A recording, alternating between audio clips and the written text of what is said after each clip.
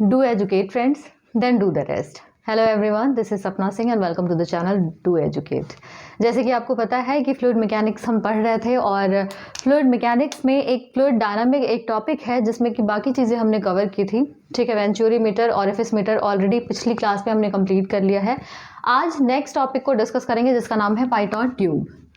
क्या पढ़ने वाले हैं हम? पाइटॉट ट्यूब के बारे में डिस्कस करने वाले हैं। तो पाइटॉट ट्यूब जो है वो सबसे पहला क्वेश्चन जो इससे उठता है कि ये क्यों यूज़ किया जाता है, पाइटॉट ट्यूब का यूज़ क्या है। तो एक चीज़ मैं आपको बताना चाहती हूँ कि अगर कोई पाइप है, पाइप में लिक्विड फ्लो कर रहा है, ऑब्वियस सी बात है, अगर पाइप है तो उसमें अभी हम फ्लूइड डायनामिक्स के बारे में बात कर रहे हैं तो कोई ना कोई लिक्विड उसमें फ्लो कर रहा होगा। तो अगर उस पाइप में अगर कोई पर्टिकुलर फ्लूइड है और उस पर्टिकुलर फ्लूइड के किसी पर्टिकुलर पॉइंट पे अगर आपको वेलोसिटी को मेज़र करना है तो उसके लिए हम क्या यूज़ करते हैं? पाइटॉट ट्यूब यूज़ करते हैं। तो इसका सबसे पहला क्वेश्चन यही है कि क्यों यूज़ करते हैं। ये क्या करता है? वेलोसिटी को मेज़र करता है, वेलोसिटी को मेज़र करता है। ठीक है, इन पाइप। अब पाइटॉट ट्यूब नाम है तो ऑब्वियस सी बात है, ये नाम के अकॉर्डिंग ही कुछ इसका डायग्राम होगा। तो ये ट्यूब है तो ऑब्वियस सी बात है ये क्या होगा, इसकी शेप भी कुछ ट्यूब जैसी ही होगी। तो ये कुछ इस तरीके से होता है, ये एक ट्यूब होती है। लेकिन इस ट्यूब की खास बात ये होती है कि ये 90 डिग्री एंगल पे बेंड होती है। जैसे कि ये एक ट्यूब बन गई लेकिन नीचे से क्या होगी, ये 90 डिग्री एंगल बना रही होगी। ठीक है, तो ये एक बहुत पतली सी ट्यूब होती है और 90 डिग्री एंगल पे बेंड होती है। अब इसको यूज़ कैसे करते हैं, वेलोसिटी कैसे हम निकालते हैं, वो चीज़ें हम देखने वाले हैं। देखते हैं, एक डायग्राम बनाते हैं। एक ये पाइप है हमारे पास, ये क्या है? पाइप है एक, और इस पाइप में क्या है? लिक्विड फ्लो कर रहा है, कोई भी फ्लूइड जो है वो फ्लो कर रहा है। अब क्या करेंगे, यहाँ पे हम क्या करेंगे, पाइटॉट ट्यूब को जोड़ देंगे। ठीक है, मान लिया हमें इस पॉइंट पे हमें क्या करना है, वेलोसिटी को मेज़र करना है। कोई भी पॉइंट आप ले सकते हो, ये ले सकते हो, यहाँ ले सकते हो, यहाँ ले सकते हो, वो मर्जी है। वो जहाँ भी जिस भी पॉइंट पे वेलोसिटी निकालनी है वो पॉइंट हमने कंसीडर कर लिया। अब इस पॉइंट पे हमें निकालनी है वेलोसिटी को, अगर हमें निकालना है तो हम क्या करेंगे, पाइटॉट ट्यूब का जो एंड है, निचला एंड है, वो हम क्या करेंगे, यहाँ तक ले आएंगे। ठीक है, कुछ इस तरीके से हम लगाते हैं पाइटॉट ट्यूब को। तो चलो ये हमने कर लिया। अब एक पॉइंट और इधर ले लेते हैं दूसरी साइड में, जिसमें कि यहाँ पे ये हो गया एक पॉइंट, हमने 1 मान लिया और ये क्या हो गया, पॉइंट 2। ठीक है, फ्लूइड क्या हो रहा है, फ्लो हो रहा है इस तरीके से, फ्लूइड फ्लो हो रहा है इसमें। ठीक, यहाँ तक जो हाइट है इसकी, यहाँ तक जितना कि ये पाइप है, ये जो ट्यूब है इस पाइप के अंदर है, वो हाइट हमने मान ली कि ये क्या है, वो हाइट है कैपिटल H। ठीक है, वो हाइट कैपिटल H है। अब P1 क्या है, 1 पॉइंट पे प्रेशर P1 है और 1 पॉइंट पे वेलोसिटी जो है V1 है। 2 पॉइंट पे प्रेशर P2 हमने मान लिया और वेलोसिटी V2 मान लिया। ठीक है, 1 2 पॉइंट हो गया, P1 मान लिया, V1 मान लिया 1 पॉइंट पे, P2 मान लिया, V2 मान लिया पॉइंट 2 पे। अब यहाँ पे हम क्या करेंगे, यहाँ पे हम लगाएंगे बर्नौली इक्वेशन को। ठीक है, बर्नौली इक्वेशन जब हम लगाएंगे, बर्नौली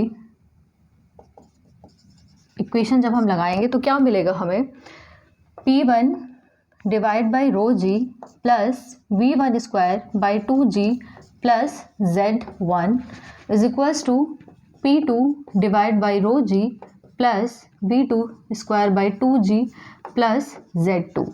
ठीक है, ये चीज़ आ गई।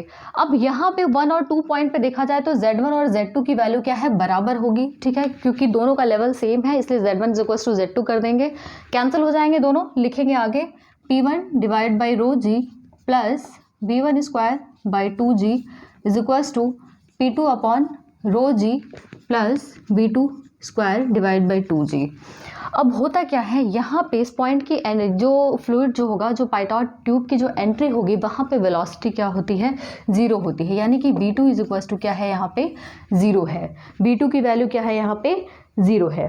ठीक, P1 upon rho g, P1 upon rho g की अगर बात की जाए, यहाँ पे 1 पॉइंट पे P1 अपॉन रो जी अगर हाइट के फॉर्म में हम लिखना चाहें, हाइट एक्चुअली क्या है कि अगर फ्लूइड कोई फ्लो कर रहा है तो यहाँ पे क्या होगा, कोई ना कोई वेलोसिटी होगी, पहले फ्लूइड की कोई ना कोई वेलोसिटी होगी।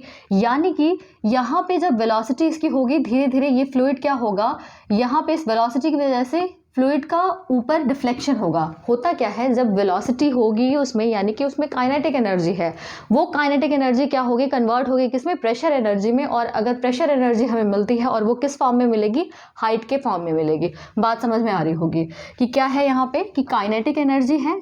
काइनेटिक एनर्जी क्यों है, वेलोसिटी की वजह से है। काइनेटिक एनर्जी का कन्वर्जन होता है किसमें, प्रेशर एनर्जी में, प्रेशर एनर्जी में। और ये जो प्रेशर एनर्जी होती है वो कहाँ दिखती है, हाइट के फॉर्म में, हाइट के फॉर्म में। ठीक है, तो यहाँ पे इस तरीके से कुछ आया, ये यहाँ पे फ्लूइड अंदर आ गया इस पे, और इस तरीके से यहाँ पे इसकी कुछ हाइट इसने गेन कर ली, और हमने मान लिया ये हाइट जो है वो स्मॉल h है। ये हाइट जो है वो स्मॉल h है, जितनी हाइट ये गेन कर रहा है इस ट्यूब में। ठीक, तो P1 अपॉन रो जी अगर हम निकालना चाहें तो P1 क्या है, जब पाइटॉट ट्यूब के बाहर जब था तो जो प्रेशर हेड होगा P1 अपॉन रो जी, वो हम क्या लिख सकते हैं, रोज ये h के फॉर्म में हो जाएगा, सिर्फ कैपिटल H आएगा। तो यानी कि P1 upon rho g, P1 upon rho g is equal to क्या हो जाएगा, कैपिटल H। इसी तरीके से P2 अपॉन रो जी अगर हम निकालेंगे, P2 अपॉन रो जी मतलब पाइटॉट ट्यूब के अंदर एंट्री हो चुकी है, तो P2 अपॉन रो जी के लिए हाइट की वैल्यू क्या हो जाएगी, capital H plus small h हो जाएगी। ठीक है, P2 upon rho g is equal to capital H plus small h। ठीक, ये वैल्यू हो गई। अब हमें क्या करना है, अब हम सारी वैल्यूज़ को हम यहाँ पे पुट करेंगे। V2 मैंने बताया था, V2 इज इक्वल टू क्या है, 0 है। ठीक है, ये सारी वैल्यूज़ हम क्या करेंगे, इस इक्वेशन में मान लेते हैं। ये इक्वेशन नंबर 1 है, इस इक्वेशन नंबर 1 में हम ये सारी वैल्यूज़ रखने जा रहे हैं। देखते हैं क्या मिलता है। P1 upon rho g is equal to h plus V1 square by 2g plus V1 square by 2g is equal to P2 by rho g की जगह हम क्या करेंगे, h plus small h plus small h plus V2 square by 2g। V2 की value 0 है तो ये value क्या निकल जाएगी, 0 आ जाएगी। ठीक, अब हम क्या करेंगे, आप देख सकते हैं यहाँ पे कैपिटल H से कैपिटल H कैंसिल हो जाएगा, और हमें जो वैल्यू मिलेगी h is equal to V1 square divide by 2g, यानी कि 2gh is equal to V1 square, और V1 is equal to under root 2gh। ठीक है, ये वैल्यू हमारे लिए, ये आपकी कह सकते हो कि वेलोसिटी जो है, जहाँ पे जिस पॉइंट पे निकालना है वो वेलोसिटी की वैल्यू कितनी आ गई, अंडर रूट 2gh आ गई। यानी कि जितना हाइट वो जितनी भी हाइट वो कॉलम में गेन कर रहा है, वो हाइट कंसीडर करेंगे, अंडर रूट में 2gh कर देंगे। ठीक है, वही हाइट लेनी है जितनी हाइट कॉलम में वो गेन करेगा। तो यहाँ पे क्या हो जाएगा, V1 is equal to under root 2gh।